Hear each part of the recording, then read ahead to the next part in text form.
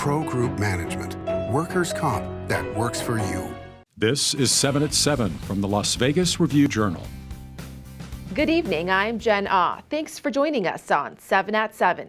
Starting off with business news, sponsored by Bank of Nevada, Bank on Accountability. Southern Nevada's housing market has accelerated for months with record high prices and rapid sales. However, a new report says prices here are increasingly and significantly overvalued. Review Journal's Renee Summerhour tells us why. Good evening, Renee. Good evening, Jen. Fitch Ratings estimated that Las Vegas area homes prices were 30 to 34% overvalued in the first quarter, highest among the 50 most populated metro areas in the nation. Las Vegas overvaluation range was up from 25% to 29% in the fourth quarter of last year, when it also led the pack nationally. Basically every month since last summer or fall, median house prices on the resale market are hitting new all-time highs.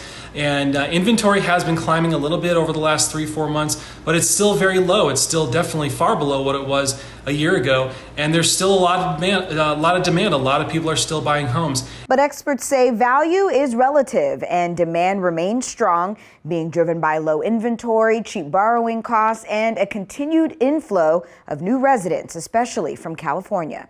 Jen? Now to your weather, sponsored by 1 Hour Air. No matter the season, no matter the reason, 1 hour is here for you. Experts say we might see some all-time record heat. Las Vegas is projected to reach around 118 on Saturday, which would beat the all-time record high of 117. The National Weather Service is also reporting Death Valley is forecast to reach a whopping 130 degrees, which would tie its record of highest temperature ever recorded on Earth. As for the rest of the evening, we're expecting to stay in the 90s with no wind. Expect mostly sunny skies going into this weekend.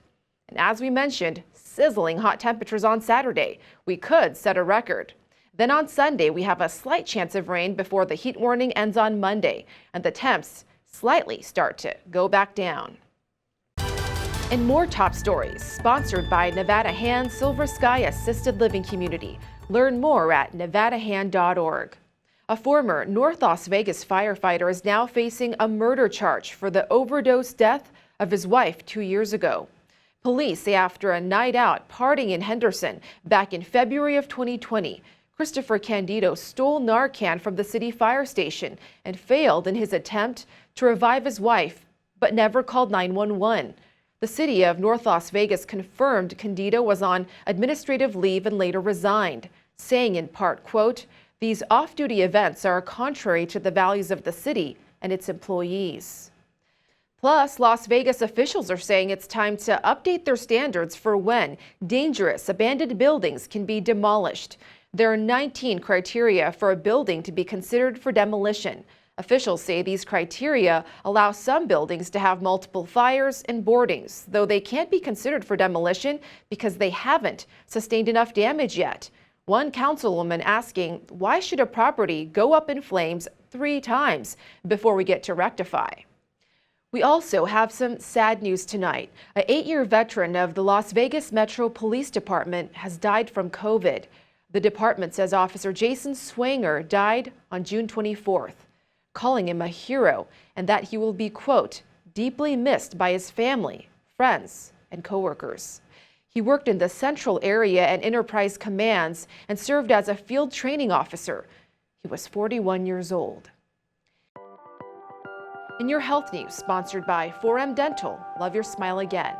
In the next several weeks, we'll see more school-based COVID vaccine clinics open for those 12 and older. Next week, we have appointments available at these following middle schools, and these clinics and others are lined up until August 13th. As the Delta variant remains widespread in Nevada, new research suggests widely used vaccines offer a strong defense against the virus. Local public health officials say most new cases and hospitalizations here are those not vaccinated. Here's the latest in sports. The USA men's national team has been practicing right here in Las Vegas, and head coach Greg Popovich says the practices have gotten a little more intense. Today was the third day, and it was the most difficult day as far as conditioning and work, but it was their best day. They were markedly better today at both ends of the court. We went longer and we went harder, significantly harder than the last 2 days, just to make sure we had a little bit of a baseline to know who had some wind, who didn't, who was in better shape than someone else. But today, they all had to compete in that sense, and they did very well. Sports betting sponsored by Las Vegas Pipe, Tribal Smoke, and Cigar Shop. Conor McGregor is a plus 120 underdog to Dustin Poirier in the main event of UFC 264 on Saturday night at T-Mobile Arena. Poirier is a minus 140 favorite at Circa Sports to beat McGregor for the second time this year after he won via second round TKO in January at UFC 257. The total for the fight is 1.5 rounds, with the over a minus 185 favorite. In your lifestyle news, sponsored by Oakmont of Las Vegas Assisted Living and Memory Care. The best care for the best life. Earlier, we told you about the extreme heat this weekend. A good place to escape and hike? Utah. There's the Red Hollow Trail at the Thunderbird Canyons Trail System in Cedar City. Plus, the Ramparts Trail at the Cedar Breaks National Monument. And there's good news and bad news for Lindo Michoacan Gourmet Mexican Cuisine. The original location is reopening this month after being closed for repairs for 10 months. However, due to staffing shortages, the company's 2 other locations will be stretched thin. This also delays the owner's new Italian spot until September. In your entertainment news, sponsored by DiscoverYourNevada.com, brought to you by Travel Nevada.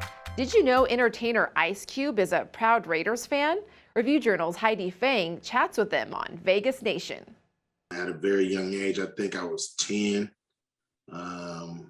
when I fell in love with the Raiders. And so I just loved their style. Then they moved to Los Angeles, so that was unbelievable in 82. And I was a little older, so I could really understand and accept them and be a diehard fan. Ice Cube calls the Raiders his squad for life. Thank you for watching 7 at 7. Later tonight, we'll be featuring our next episode of Entertainment Highlight. The star headliners at Caesars Palace, including Usher, Sting, Morrison, and Rod Stewart. We'll see you back here soon.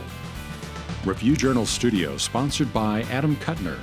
Get the maximum settlement as quickly as possible. This 7 at 7 update, sponsored by Pro Group Management.